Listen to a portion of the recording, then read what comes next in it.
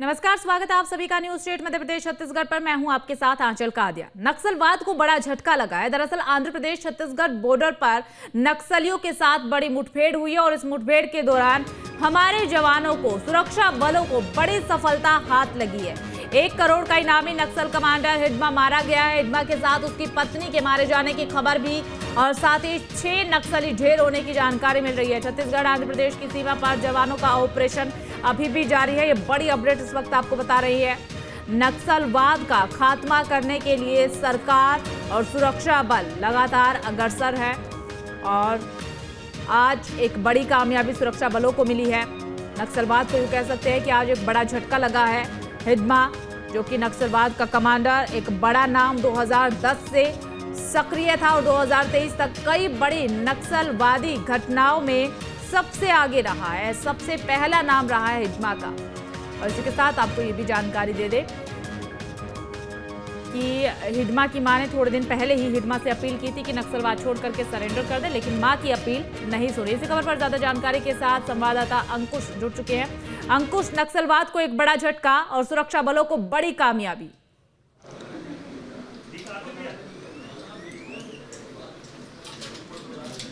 देखिए, बिल्कुल निश्चित तौर पर और जिस तरीके से छत्तीसगढ़ में अब तक का सबसे कुख्यात नक्सली देवा हिडमा रहा है, तो काफ़ी लंबे समय से सुरक्षा एजेंसियों को, सुरक्षा बलों को इस नक्सली की तलाश थी और सरकार की पूरी कोशिश थी कि कैसे भी करके या तो इसको गिरफ्तार किया जाए या ये सरेंडर करे या फिर अगर नहीं मानता है तो इसको न्यूट्रलाइज्ड किया जाएगा।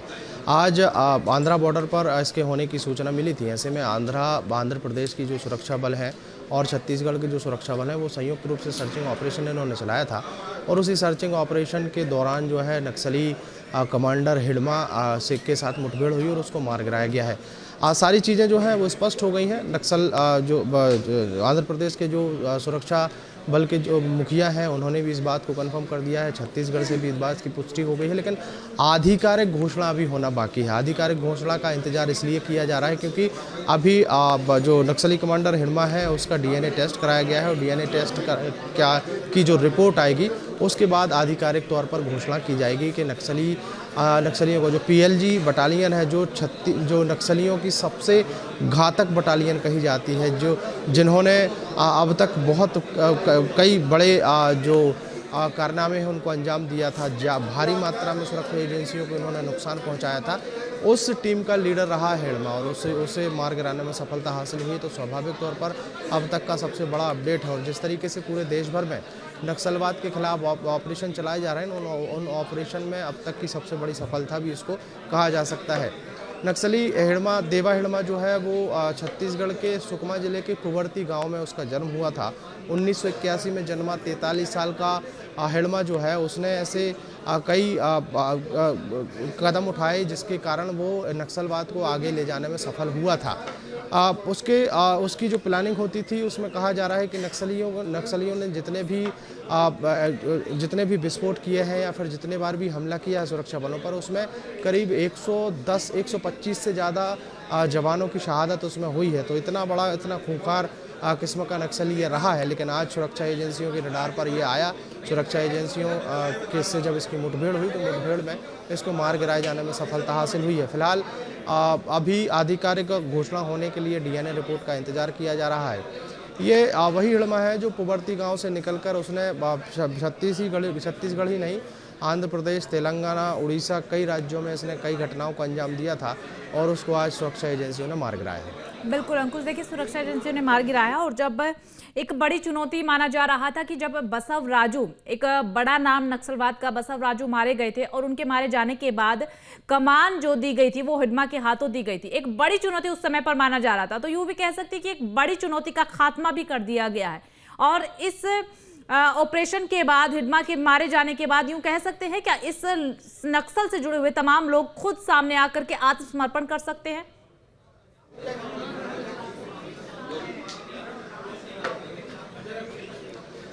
देखिए, ज़्यादातर नक्सली जो हैं वो आत्मसमर्पण कर चुके हैं। कुछ बचे खुचे नक्सली जो बड़े कैडर के नक्सली थे उनको पहले ही मारा गया है और अभी एक ही नाम था जो देवा हिडमा, जिसकी तलाश सुरक्षा एजेंसियां कर रही थी और आज अगर उसको मार गिराया गया है तो स्वाभाविक तौर पर कहा जा सकता है कि छत्तीसगढ़ लगभग नक्सल मुक्त हो चुका है। क्योंकि सुकमा जिले के पुवर्ती गांव, जिस इलाके से ये नक्सली हिड़मा आता है, उस इलाके से ही इसने छत्तीसगढ़ में नक्सलवाद को बढ़ावे की नींव जो है उसको और ज़्यादा सक्रियता से उसने तेज़ी से काम शुरू किया था। और उसने इतना नक्सलवाद को बढ़ाने के लिए वो इतना आगे बढ़ा कि उसने छत्तीसगढ़ में तो नक्सलवाद को बढ़ावा दिया ही, बल्कि तेलंगाना, महाराष्ट्र और अन्य जगहों पर भी इसने कई घटनाओं को अंजाम दिया है। तो छत्तीसगढ़ के लिहाज से अगर देखें तो छत्तीसगढ़ का अब तक का सबसे बड़ा कैडर का जो नक्सली है उसको मार गिराया गया। मतलब अब ऐसा कोई बड़ा नाम नहीं बचा है जो छत्तीसगढ़ में बहुत बड़ा नक्सली हो। हाँ, कुछ एक नक्सली हो सकते हैं जो अभी भी बचे हों, लेकिन अब अगर उनका नेतृत्व टूट गया है, नेतृत्व को अगर मार गिराया गया है, तो स्वाभाविक तौर पर नेतृत्व विहीन नक्सली जो हैं या तो वो सरेंडर करेंगे या फिर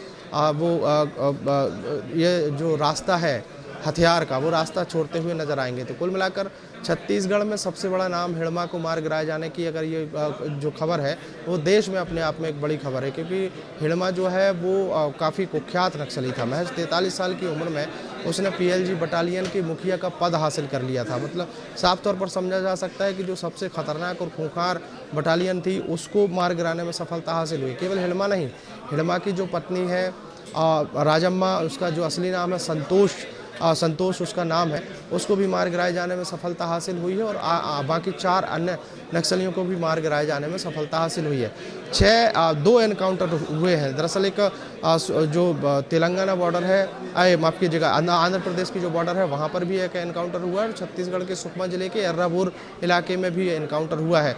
दोनों ही एनकाउंटर में 6 नक्सली मारे गए हैं। 4 के शनाख्ती की जो कार्रवाई है वो हो चुकी है, जिसमें हिड़मा और उसकी पत्नी की शनाख्ती हो गई है। 2 अन्य नक्सलियों की शनाख्ती की कार्रवाई हो गई है।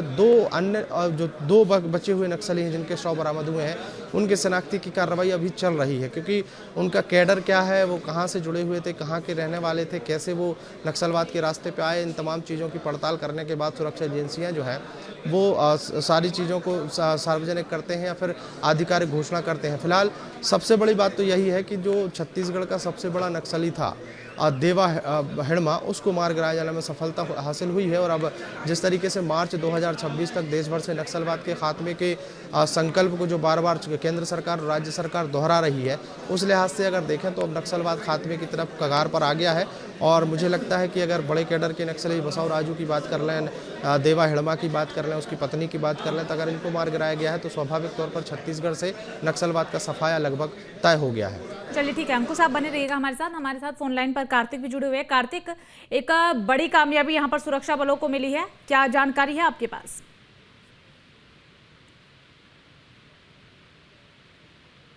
खबर सामने है कि सुरक्षा बलों और नक्सलियों के बीच में सुकमा के अर्राबोर जंगल इलाकों में मुठभेड़ चल रही है। और यह जो इलाका है वो बहुत ही घना जंगल इलाका है और सीमावर्ती इलाका है, आंध्र और उड़ीसा के बीच पड़ता है ये अर्राबोर के जंगल। और उसमें सुरक्षा बलों को बड़ी कामयाबी मिली है, जहाँ 6 नक्सलियों को सुरक्षा बलों ने मार गिराया। और 6 नक्सलियों में जो मोस्ट वांटेड नक्सली है हिड़मा, जो CC मेंबर रहा है और जिसके ऊपर लाखों करोड़ों रुपए के इनाम घोषित हुए हैं, ऐसे बड़े नक्सली के मारा जाना एक बहुत बड़ी खबर है। और अभी यह जानकारी सामने आई है कि 6 नक्सलियों में हिड़मा, जो कि CC मेंबर है, राजे जो हिड़मा की वाइफ है और वो स्वयं SZCM मेंबर भी है, और लकमल जो DCM मेंबर है, कमलू PPCM मेंबर, मल्ला PPCM मेंबर, और देवा जो हिड़मा का गार्ड है। इन 6 को मारे जाने की खबर आई है और 6 की शिनाख्ती भी की जा चुकी है। जी चलिए ठीक है, अंकुश का एक बार रुक कर लेते हैं। अंकुश, देखिए जिस तरीके से एक बड़ी कामयाबी यहाँ पर मिली है, और आप भी अभी जिक्र कर रहे थे कि हम ये मान सकते हैं इस खबर के बाद कि लगभग नक्सलवाद खत्म हो चुका है। अगर हम ये मान सकते हैं कि लगभग नक्सलवाद खत्म हो चुका है, तो यानी कि जो टारगेट, जो लक्ष्य सरकार की तरफ से रखा गया है मार्च 2026, तो उस लक्ष्य में कामयाबी मिल सकती है।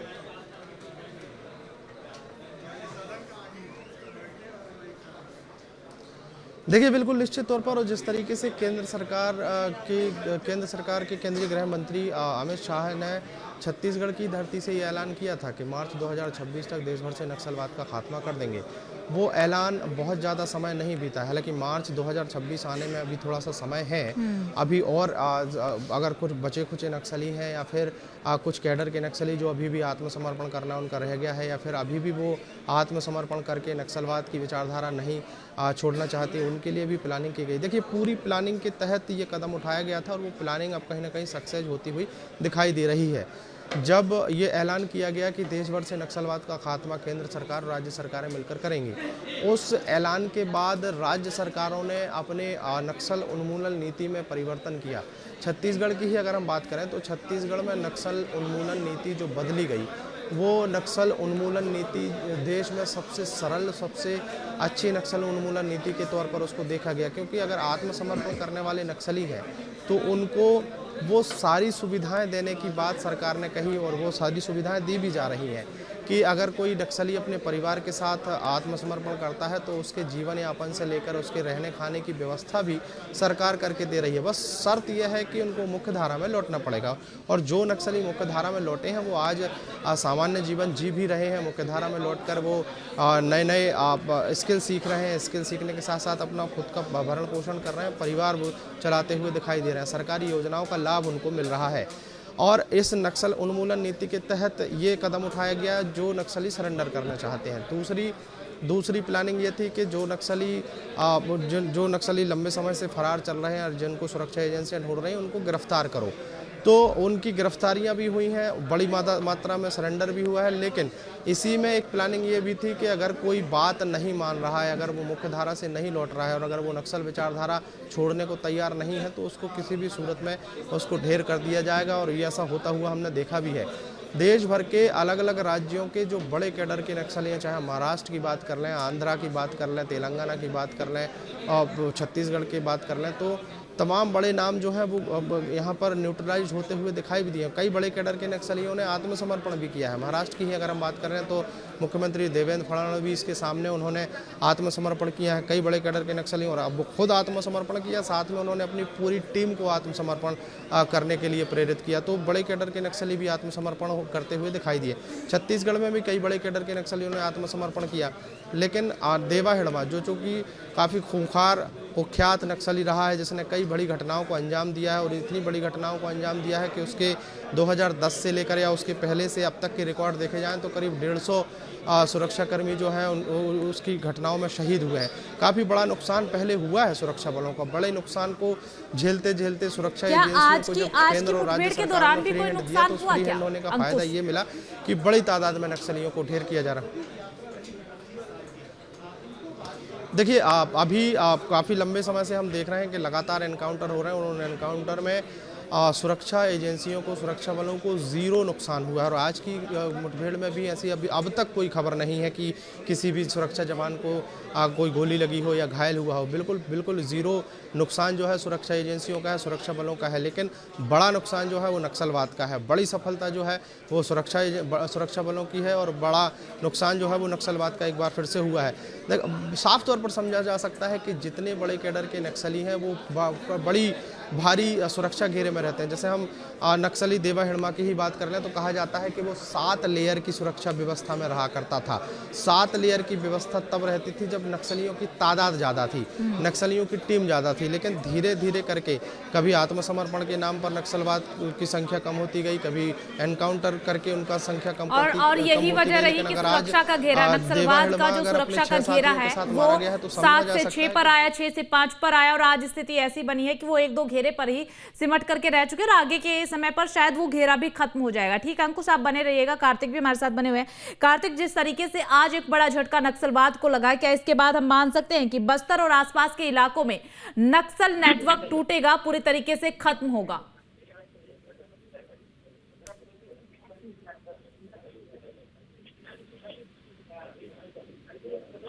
कार्तिक, आवाज आ रही है? चलिए ठीक है, कार्तिक से संपर्क नहीं हो पा रहा, संपर्क करने की कोशिश करेंगे। अंकुश, यही सवाल आपसे।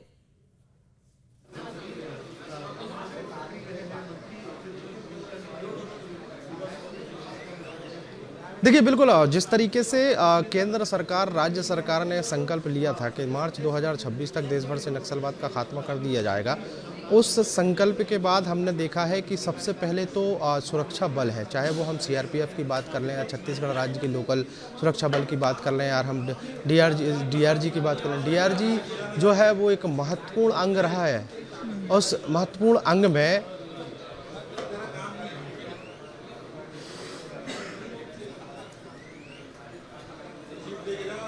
ठीक है अंकुश, देखिए आप अपनी बात पूरी कीजिएगा। महत्वपूर्ण अंग रहा है डीआईजी का, आपको जिक्र कर रहे हैं, अपनी बात पूरी कीजिए। देखिए बिल्कुल डीआरजी जो है वो सुरक्षा एजेंसियों का वो महत्वपूर्ण अंग है जिसके कारण नक्सलवाद को एकदम से बहुत जल्दी खत्म करने के लिए उसमें सहयोग मिला है। डीआरजी में उन जवानों को भर्ती किया जाता है जो कभी नक्सली रहे हैं तो स्वाभाविक तौर पर उनको जंगल के रास्तों का अच्छा ज्ञान है, लोकल जो बोली भाषा है उसका बहुत अच्छा ज्ञान है, और नक्सली कैसे मूव करते हैं, नक्सली कैसे घटनाओं को अंजाम देते हैं, उन तमाम बातों की जानकारी जो है डीआरजी के जवानों को रहती है। क्योंकि एक लंबा दौर चला है जब छत्तीसगढ़ में सुरक्षा बलों में छत्तीसगढ़ में जो डीआरजी बनाई गई जो केवल बस्तर संभाग के लिए थी, उसमें ऐसे ही युवाओं को भर्ती किया गया जो कभी नक्सलवाद के साथ रहे, नक्सली रहे, और उन्होंने आत्मसमर्पण किया, और आत्मसमर्पण करने के बाद उनको ट्रेनिंग दी गई। पुलिस की ट्रेनिंग देने के साथ साथ उनको मुख्यधारा में जुड़ने का एक बहुत महत्वपूर्ण जो है बहुत महत्वपूर्ण मौका भी दिया गया, और उस मौके को उन्होंने भुनाया भी। उनको पुलिस की वर्दी भी दी गई, और वर्दी देने के साथ साथ उनका उपयोग भी किया गया। तो डीआरजी के उन जवानों ने नक्सलवाद के खात्मे में एक बहुत महत्वपूर्ण भूमिका निभाई है, क्योंकि कभी ये नक्सलवाद के रास्ते पर चलते थे। अब हम बाकी सुरक्षा एजेंसियों की बात कर लें, हम बीएसएफ की माफ़ कीजिएगा सीआरपीएफ की बात कर लें, या छत्तीसगढ़ के अन्य सुरक्षा एजेंसियों की बात कर लें, तो संयुक्त रूप से जब फ्री हैंड दे दिया गया, केंद्र सरकार ने भी सुरक्षा एजेंसियों को फ्री हैंड छोड़ दिया, राज्य सरकार ने भी सुरक्षा बलों को पूरी तरीके से फ्री हैंड छोड़ दिया, और उनको अपनी प्लानिंग के तहत आगे की कार्रवाई करने के लिए कहा गया। बस शर्त ये रखी गई कि या तो नक्सली इस मुख्य धारा में लौटेंगे, अगर जो मुख्य धारा में नहीं लौट रहा है उसको मार गिराया जाएगा। तो उसका फ़ायदा यह मिला। पहले जो सुरक्षा एजेंसियों के ऊपर दबाव रहता था, राज्य सरकार की बात कर लें तो कभी अगर छत्तीसगढ़ में दूसरे पार्टी की सरकार रहती थी लेकिन केंद्र में दूसरे पार्टी की सरकार रहती थी। कभी ऐसा भी हुआ है कि केंद्र में दूसरे राजनीतिक दल की सरकार रही है तो छत्तीसगढ़ में दूसरे राजनीतिक दल की सरकार रही, तो ये समन्वय उस दौरान नहीं हो पाता था, और इसी बात का फायदा नक्सली उठाते थे। लेकिन अब केंद्र की बात कर लें, हम राज्य की बात कर लें, तो एक ही राजनीतिक दल की सरकार है, और एक ही राजनीतिक दल की सरकार होने के नाते केंद्र और राज्य सरकार के संयुक्त काफी हद तक हल भी हो जाती है, और रिजल्ट और परिणाम तो आज हमारे सामने ही है, और हम अपने दर्शकों को भी वो तस्वीरें दिखा रहे हैं कि किस तरीके से आज मुठभेड़ में नक्सलवाद का एक बड़ा नाम नक्सली कमांडर हिडम्बा मारा गया है। हमारे साथ फोन लाइन पर कार्तिक एक बार फिर से जुड़ चुके हैं। अंकुश आप भी बने रहिएगा। कार्तिक, देखिए जिस तरीके से आज ये मुठभेड़ हुई है, नक्सलवाद का एक बड़ा नाम मारा गया है, हिडम्बा मारा गया है, एक जानकारी आपसे चाहेंगे। देखिए जब बसव राजू मारे गए थे उसके बाद भी यही माना जा रहा था कि नक्सलवाद काफी हद तक खत्म हो गया, लेकिन फिर कमान जो है वो हिडम्बा के हाथों दे दी गई है। अब हिडम्बा मारा गया है, क्या आगे ऐसा हो सकता है कि हिडम्बा के बाद कमान किसी और दूसरे शख्स के हाथ में दी जाए, कोई ऐसा नाम? जी, आपने सही कहा कि जैसे बसव राजू के मारे जाने के बाद जो कमान है हिडम्बा के हाथों में देने की बात सामने आई थी, परंतु यह नक्सलियों के द्वारा किसी भी प्रकार कहीं पर प्रेस नोट में जारी नहीं किया गया था। लेकिन माना यह जा रहा था कि चूंकि उस समय के बाद से ही जो हिडम्बा जो नाम है वही बस्तर संभाग में सबसे बड़ा नाम था, और यह एक बस्तर संभाग के लिए एक चुनौती है कि यहाँ पर कोई लीडर खड़ा हो और इस चुनौती को स्वीकार करे। और उसमें देखा जा रहा था कि हिडम्बा जो है वो बढ़ चढ़कर आगे हमेशा से रहा है, और वो बस्तर से पहला वो आदिवासी नक्सली रहा जो सेंट्रल कमेटी का मेंबर भी रह चुका है। और कहीं ना कहीं बसव राजू के मारे जाने के बाद जो नक्सली की कमान है वो कहा जा सकता है कि वो हिडम्बा के हाथों में थी। लेकिन अब हिडम्बा के मारे जाने के बाद यह किसके पास जाती है और कौन इसको संभालता है, यह देखने वाली बात होगी। क्योंकि हिडम्बा के जाने के बाद ऐसे कोई बड़े नाम अब हालांकि बचे नहीं है, फिर भी उसके बाद भी अगर देखा जाए तो छोटे मोटे जो कैडर है, मीडियम कैडर हैं, जो डीसीएम मेंबर होते हैं, उनको ये कमान दी जा सकती है। परंतु ऐसा कहा नहीं जा सकता कि इसके बाद कोई ऐसा कैडर होगा जिसको ये कमान दी जाएगी, क्योंकि नक्सलियों के जो बड़े कमांडर है उनके बाद ऐसे मारे जाने के बाद जो कमांडर, जो छोटे लेवल के जो कमांडर होते हैं वो ऐसे सामने आते नहीं है कि उनको ऐसा कमान दी जाए, वो ऐसे इसमें सक्षम भी नहीं होते हैं। तो ये देखना होगा कि भविष्य में ये कमान किसको दी जाएगी, और इसके लिए हमको ज्यादा इंतजार भी करना नहीं पड़ेगा, क्योंकि 2026 तक तो नक्सलवाद को खत्म करने की बात केंद्र सरकार, राज्य सरकार कर रही है।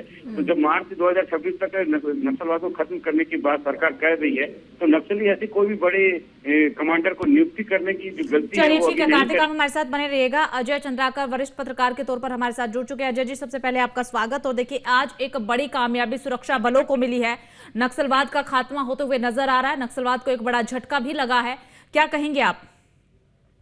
बिल्कुल, नक्सलवाद को बहुत बड़ा झटका लगा है। ये एक्चुअली छत्तीसगढ़ में और बस्तर जो हमारा टोपोग्राफी है वहां पर ये सबसे हिडमा को काफी स्मार्ट नक्सली माना जाता था। इवन चारों तरफ से जब हमारे आर्मी के फौज बॉर्डर में पहुंच चुके थे, आंध्रा बॉर्डर में, वहां से भी ये चकमा दे करके निकल गए थे। तो सरकार को बहुत बड़ी सफलता मिली है और एक प्रकार से कह सकते हैं कि नक्सली ऑपरेशन अब अपने कहा जा सकता है कि वो अब खत्म होने के बिल्कुल करीब है। ये बहुत बड़ी सफलता है हमारे फोर्स का, हमारे डीआरजी के जवानों का, हमारे पुलिस का, सबका जो कॉम्बिनेशन बना करके ये जो आज सफलता मिली है, तो आज तो गर्व का दिन है। तो हम ये मान सकते हैं कि इस झटके के बाद भविष्य में नक्सली हमलों में कमी आएगी? डेफिनेटली, ये बड़ा कमांडर था। ये क्या पढ़ा, इसका जो ब्रेन चलता था, जिससे काफी नुकसान सरकार को, हमारे फोर्स के सदस्यों को उठाना पड़ा था, छत्तीसगढ़ को उठाना पड़ा था। और जब उसका अवसान हो गया तो निश्चित रूप से इसे हम कहेंगे बहुत बड़ी सफलता है। और नक्सलियों का एक प्रकार से कमर टूट चुका है, ऐसा भी कहा जा सकता है। ठीक है सर, जिस तरीके से नक्सलवाद का खात्मा किया जा रहा है और जैसा कि हमने देखा था बीते दिनों, अभी मैं यही चर्चा जो अपने संवाददाताओं के साथ भी कर रही थी, बसव राजू का खात्मा हुआ, उसके बाद भी हम यही कयास लगा रहे थे कि नक्सलवाद का काफ़ी हद तक खात्मा हो चुका है। अब कहीं ना कहीं भविष्य में कमी आएगी, नक्सली घटनाओं में कमी आएगी, लेकिन हाँ, काफ़ी हद तक घटनाओं में कमी आई, लेकिन पूरी तरीके से रोक नहीं लगी, कमान हिडमा को दे दी गई। क्या अब ऐसा कोई नाम, कोई ऐसा चेहरा जो कि चर्चाओं में हो कि हिडमा के बाद इसे कमान दी जा सकती है, कोई असर नहीं पड़ेगा? हिडमा का जो टेरर। चलिए ठीक है अजय जी, आप हमारे साथ बने रहेगा। इसी बीच एक बड़ी अपडेट मिल रही है, वो बड़ी खबर जो है वो हम बता देते हैं। इसी बीच बड़ी खबर, अमित शाह ने केंद्र और राज्य के अधिकारियों से बातचीत की है। ये बड़ी खबर इस वक्त आपको बता रहे हैं, नक्सल ऑपरेशन में शामिल अधिकारियों से बातचीत की है। गृह मंत्री अमित शाह की तरफ से बातचीत की गई है। 30 नवंबर तक का हिडमा को मारने की लक्ष्य जो है वो रखा गया था। 12 दिन पहले सुरक्षा बलों ने टारगेट को पूरा कर लिया है। 30 नवंबर तक टारगेट रखा गया था, लेकिन टारगेट को पहले ही पूरा कर लिया गया है। ऐसे में अमित शाह ने केंद्र और राज्य के अधिकारियों से बातचीत भी की है, तमाम जो अपडेट्स है वो भी ली है। एक बार फिर से जो अजय चंद्राकर जी हमारे साथ जुड़े उन्हीं से। अजय चंद्राकर जी, देखिए कहीं ना कहीं बड़ी कामयाबी, 12 दिन पहले ही सुरक्षा बलों ने टारगेट को पूरा कर लिया है। हिडमा को मारने का टारगेट 30 नवंबर तक रखा गया था और इसी बीच छत्तीसगढ़ के डिप्टी सीएम उनकी मां से मुलाकात करने के लिए भी पहुंचे थे। जब उसकी मां से मुलाकात की थी तो मां ने भी कैमरे के सामने आकर के अपील की थी हिडमा से कि ये सब कुछ छोड़ दो, गाँव वापस लौट आओ, लेकिन मां की अपील को भी दरकिनार किया था। ये जिस तरह से इस मूवमेंट में जुड़े थे और आज इस शताब्दी में और इस शताब्दी के इस दशक में दुनिया जहां पहुंच चुकी है, उससे ये अवेयर नहीं थे। देखिए, संवाद, शांति, डेवलपमेंट, भाईचारा, और एक बात और याद रखना चाहिए हमें कि केंद्र सरकार और राज्य की सरकार दोनों विपुल पैमाने पर जिस ढंग से सामाजिक सेक्टर में, सोशल सेक्टर के ऊपर खर्च कर रही हैं, तो आम आदिवासियों को भी लगा कि ये जो नक्सल मूवमेंट है, इसमें बड़े बड़े नाम, ये हिडमा हो या अन्य जो कुछ समय पहले जो जिनका देहावसान हुआ या जिनको मौत झेलनी पड़ी, वो उनसे उनको कुछ नहीं मिल रहा था। आज बस्तर की फिजा बदल चुकी है। बस्तर की लड़कियां नर्सिंग का कोर्स करके छत्तीसगढ़ के अन्य क्षेत्रों में जाकर के सेवाएं दे रही, और वनोपज की जिस तरह से सरकार खरीदी कर रही, डायरेक्ट पैसा उनको मिल रहा है आदिवासियों को। ये सब बातें हैं। जब तुलनात्मक रूप से वो अध्ययन किए तो हथियारों के साथ रहने से उनको कोई लाभ नहीं था। और सबसे बड़ी बात यह है कि इस मोमेंट में हमारे डीआरजी के जवानों को नहीं भूल सकते, और नक्सल ऑपरेशन में जो शहरी सप्लाई लाइन है और साथ ही साथ कुछ एनजीओ संगठन बना करके वहां मानवाधिकार की बात किया करते थे, वो भी अब विलुप्त जैसे हो चुके हैं। तो ये बड़ी बात है और टारगेट से पहले हिड़मा को मारना हमारे सुरक्षा बिल्कुल बलों अजय के जी, लिए तो ये बहुत ही टारगेट से पहले ही सुरक्षा बलों को जिस तरीके से कामयाबी मिली, काबिले तारीफ है और तारीफ करनी बनती भी है। ठीक है, आप तीनों का बहुत बहुत शुक्रिया हमारे साथ जुड़ने के लिए, बातचीत करने के लिए।